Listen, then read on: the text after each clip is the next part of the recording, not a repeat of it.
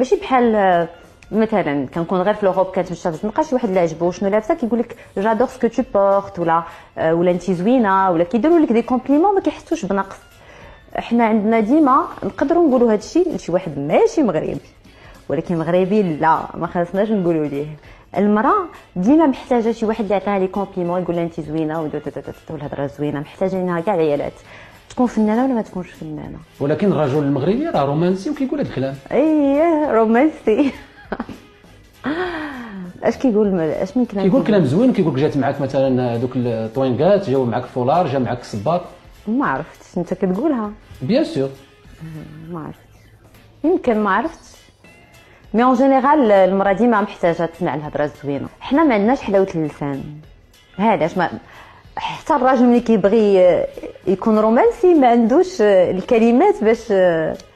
اللبنانيين هضرتهم كلها حلاوه اللسان، فهمتي؟ تقدر تبيع اللي عندك.